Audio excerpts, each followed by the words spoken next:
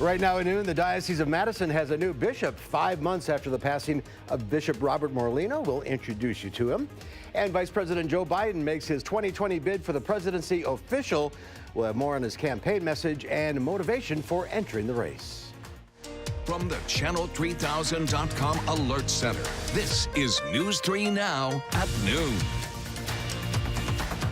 Good afternoon, everyone. I'm Mark Kane. Thanks for tuning in to News 3 Now on this Thursday afternoon. We'll get to the stories in just a bit, but first, let's head over to the Weather Center. Meteorologist Dave Caulfield has a look at your first alert forecast. Pretty nice day out there. Yeah, for now, but we do have some rain showers on the way later this afternoon. A cold front will come through southern Wisconsin, Mark, and bring our chances for some showers and thunderstorms up a little bit later on today. So visible cloud track, we could see that front still off to the north and west, and the associated rain along with that affecting spots like Black River Falls, La Crosse, moving into Camp Douglas right now. So this rain isn't particularly heavy, but we could see a heavy downpour or two later on this afternoon. Right now, it is beautiful outside in Madison on the WISC-TV Skycam. Temperatures up into the mid-60s in Madison and in Monroe and Janesville. 70 already in Mineral Point ahead of that front, but you could see where that rain-cooled air is in the mid-50s in La Crosse, Decorah, Iowa, Viroqua, and also into Black River Falls. Wind speeds not too bad ahead of that front, actually pretty calm. Just a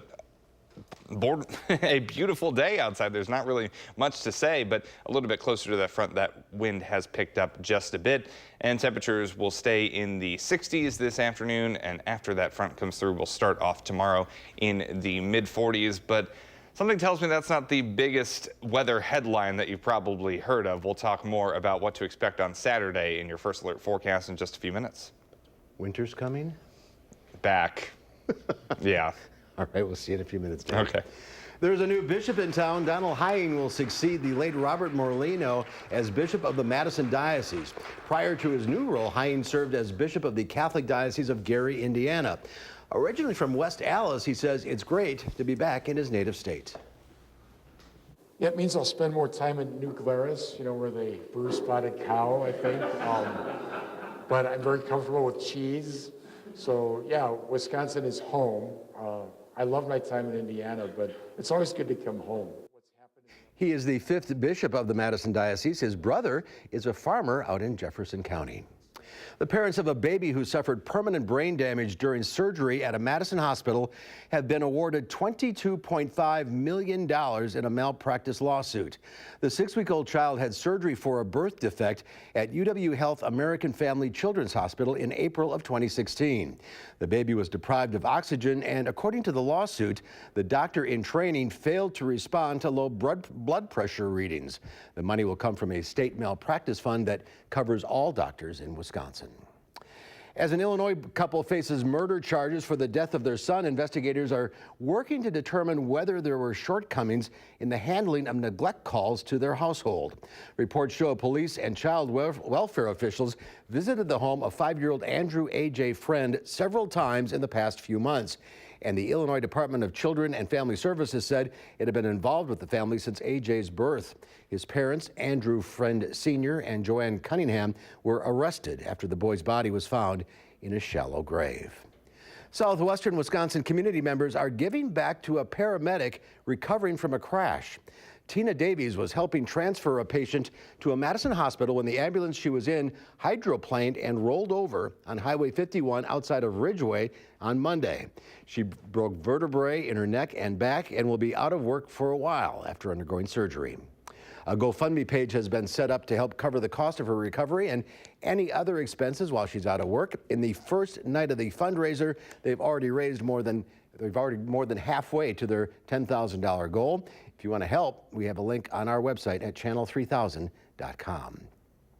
Republican lawmakers want to join 2 lawsuits before the state Supreme Court that'll determine how much power environmental regulators have. One of the cases is about whether the DNR can consider the impact on nearby waterways when granting permits for high-capacity wells. Today, there's a vote on whether to hire attorneys to intervene in the case. A UW Systems Search Committee will be in Chicago this weekend interviewing candidates for UW Whitewater's next chancellor. The position has been open since Beverly Copper resigned in December after her husband was banned from campus following several sexual harassment complaints. The committee will hold interviews at O'Hare Airport starting tomorrow. Through the weekend, a panel will select finalists. Then President Ray Cross will make a hiring recommendation to the full Board of Regents. Joe Biden has officially joined the crowded Democratic field of candidates for the 2020 presidential race. He released a 3-minute campaign video this morning focusing on the race riots in Charlottesville. A source tells CBS News he decided to run after that incident. The video appeared more like a general election campaign than a race for the primary. Biden went after President Trump, not the other Democrats. If we give Donald Trump 8 years in the White House, he will forever and fundamentally alter the character of this nation, who we are, and I cannot stand by and watch that happen. President Trump punched back on Twitter, calling him Sleepy Joe and saying he'll be facing other Democrats in the primaries with some very sick and demented ideas. Biden joins one of the largest and most diverse field of primary candidates ever assembled. There's more to come on News 3 Now at noon. Up next, we'll see what Howard's working on in the Mr. Food Test Kitchen. If you have a hard time coming up with a main course for dinner, never mind what to serve with it, then put down your remote and pay close attention.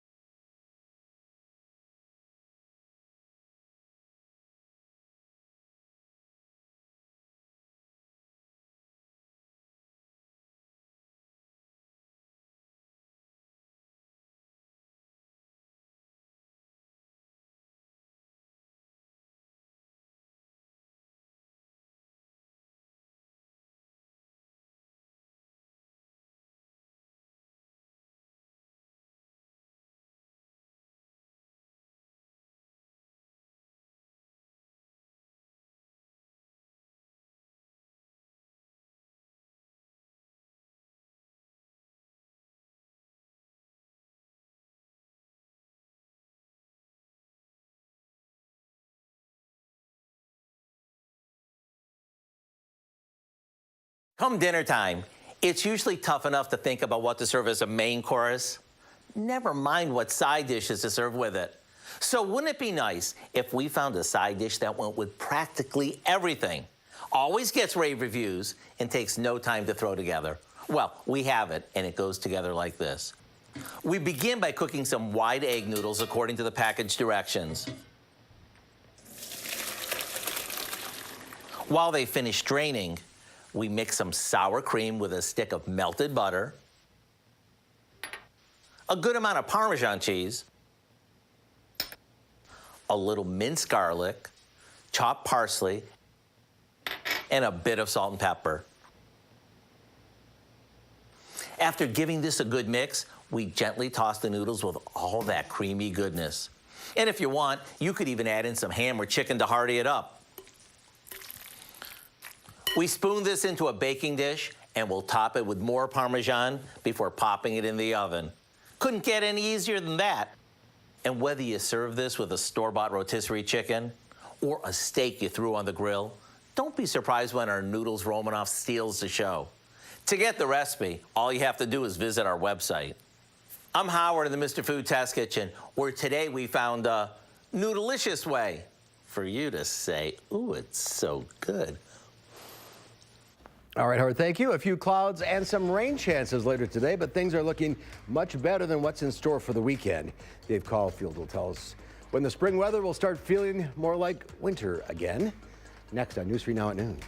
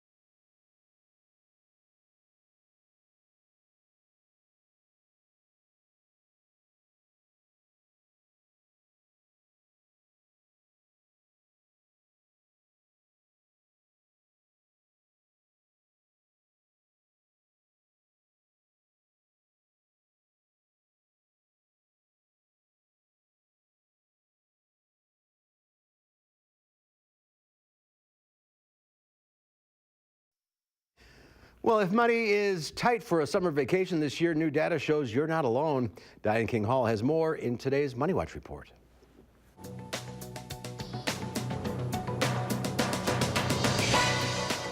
The maker of Post-it notes and Scotch tape says it is slashing 2,000 jobs after a slower than expected start to the year. 3M says profit totaled $891 million during its first quarter, but that was helped by a lower tax bill. Shares of 3M took a tumble in early trading. UPS also turned in a disappointing quarter. The shipping giant says it earned $1.1 billion in its first quarter. That did not meet expectations. Its operations were hurt by a series of major weather events, including a polar vortex, a bomb cyclone, and historic flooding. Millions of Americans can't afford a summer vacation this year. According to Bankrate.com, some 39 million Americans say they can't swing it this summer. 44% of those people cited everyday bills as the primary roadblock.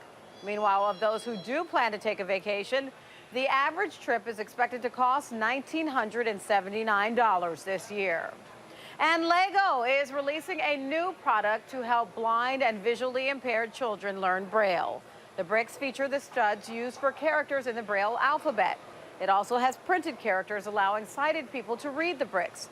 The new bricks will be fully compatible with existing Lego bricks. They will be available next year. And that's your CBS Money Watch report. For more, head to cbsmoneywatch.com. At the New York Stock Exchange, I'm Diane King Hall. Diane, thank you. Let's check Wall Street at the noon hour. The Dow Industrials down 124 points. The NASDAQ and S&P, however, are both in the plus territory. Let's go to Q106 Farm Director Pam Yankee now. She has the latest ag news for us. How are you? I'm all right now, but I think after long, tall New Yorker gets done with me, I'm going to be a little upset before the end of the week. But we'll take it today. We're all going to be upset, I think. I think you're right. A lot of folks spending their time outside today. A lot of farmers that are going to try to get some tillage work done. So again, we always ask you to be a little mindful if you're going to be sharing those roadways with that equipment. Remember, it's not going to move as fast as you are. The markets are moving pretty fast today in Chicago. We got our export numbers out this morning. A little bit better traction as far as China is concerned. So about 8 million bushel of U.S. soybeans that headed for China, but they're taking the deals or they're accepting those sales very, very slowly. The shipments are just not moving as quickly as the trade would like to see.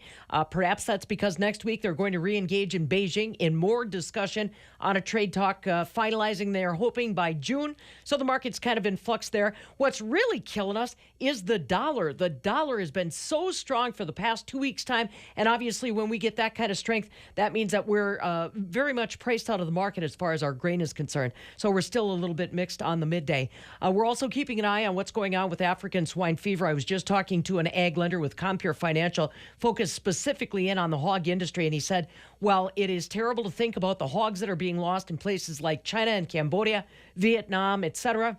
He said it is a marketing opportunity for our Wisconsin pork producers. They should be employing strategies right now to see how they can protect themselves in case something would change drastically as far as these markets. He said it's not been a good 4 years for pork producers anywhere in the United States, so this might be their opportunity to try to regain some of the equity that they've lost.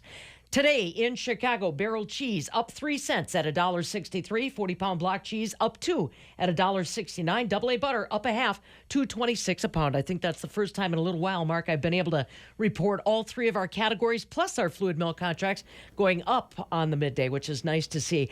I'll try to give some nice positive news because, like I said, what I think is coming next, not necessarily nice. We might just fade to black and play some music.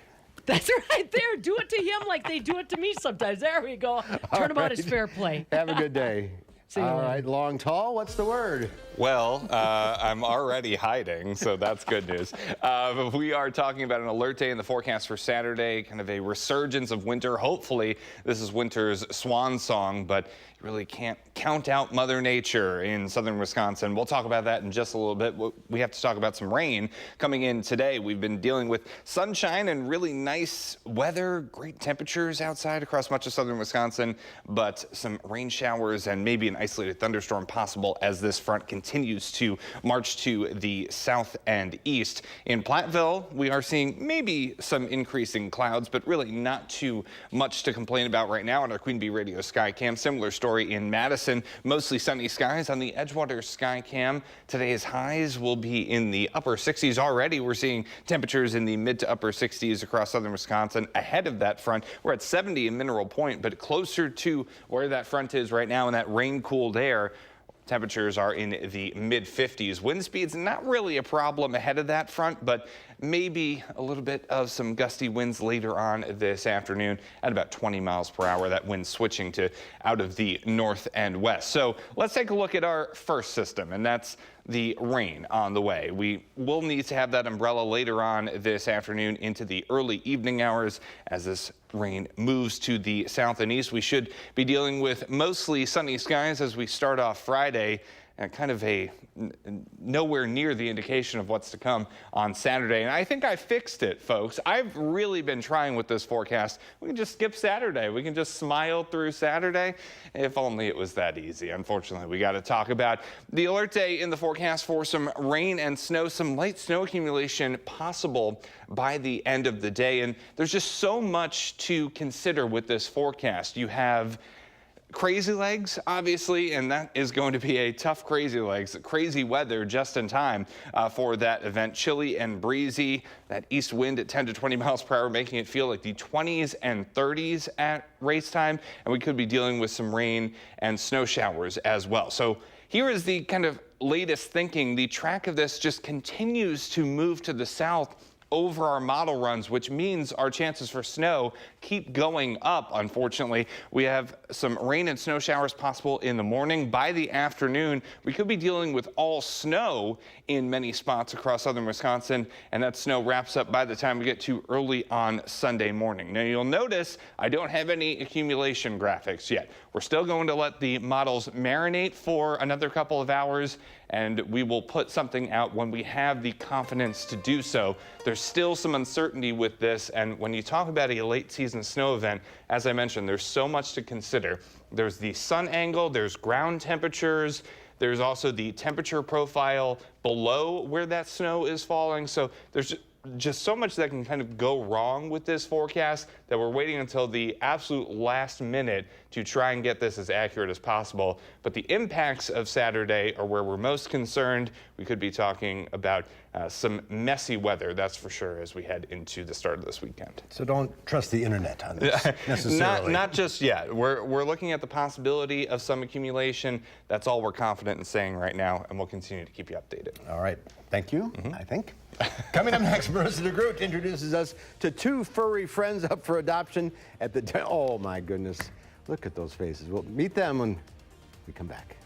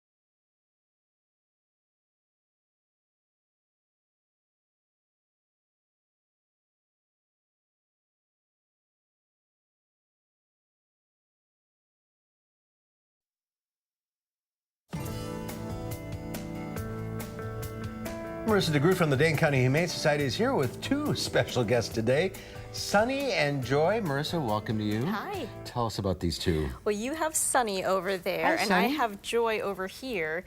So he's a little gentleman, this is the lady, and they are a bonded pair, which means that we're looking for them to go home together. They're very bonded. Yep, they are best friends. And what's their story? So Sunny and Joy were actually found stray together in Sun Prairie. And we were looking for an owner for them, but unfortunately no one showed up, so now we're looking for a great new home for them together. How can you not Look at that look face. at that little face. So he looks like a little, maybe has some Havanese in him. Yep, Havanese, but then he's got that kind of long body. Yeah, there's something else going on, but he's got the face. Yep, they're both definitely mixes of something interesting. We don't have an exact age on them since they were found stray, but they are younger adults. Joy here, definitely a younger adult. She's being very nice and sweet and calm now, but she does have some energy. And maybe some, I don't know, Jack Russell or something in there? Maybe. I think her face, maybe, and her ears look a little bit like a King Cavalier. That's what I meant, yeah. But they are definitely a sweet pair, very snuggly. But being a younger pair, too, they're going to need a family that can kind of keep up with some nice long walks. And want lots of kisses. Yes, and lots of kisses. They are just adorable. And it's a challenge because 2 dogs is a lot. Yeah, I think a lot of people come into the shelter, they're thinking about adopting a dog, and the thought about 2 can be a lot. But what's great about adopting a bonded pair is they come with a built-in best friend. That's right. You can leave them alone. Yep, they keep each other entertained. They're going to need a lot of love and care from you, but they also provide that for each other as well. All right, Sunday. Yep. Cats and beer. Yes, what is not to love? So you can head out to Wisconsin Brewing Company this Sunday. Pause for Pints is being hosted by the Cat Care Clinic to benefit Dane County Humane Society. They have a bunch of great events planned out there for the whole family. Maybe leave those kitties at home, but your pups can definitely join you out on the patio there. All right, last week? Last week we had Iris, our bunny, and she still is available, and she actually moved over to the Mounds Pet Food Warehouse in Fitchburg, so you can go and see her there. Okay, and these 2 guys are at the main shelter. Sunny and Joy. Sunny and Joy, let's get them a home. They live up to their names, I'll tell you that. Go to the website, giveshelter.org for information on these 2 and all the critters available. 838-0413. Marissa, have a great weekend. Here is Dave, one final check of the forecast. I think a lot of us are going to need a few pints on Sunday, Mark, after the forecast on the way for Saturday. But let's focus on the rain chances for later this afternoon. A cold front coming through, rain showing up closer to La Crosse and Black River Falls right now. So some scattered showers, maybe an isolated thunderstorm possible later this afternoon and evening. So have that umbrella ready to go. Right now, though, we're still looking at sunny skies in Madison on the Edgewater Skycam. So later this afternoon, mostly cloudy, showers and isolated thunderstorms, temperatures remaining in the upper 60s ahead of that front. And we do have that alert day in the forecast for Saturday for some rain and also some accumulating snow possible across southern Wisconsin. We do dry out and get a little bit warmer as we head into the start of next week. All right, that is our time for now. Thanks for watching. We'll see you back here at 4 o'clock. In the meantime, have a great afternoon.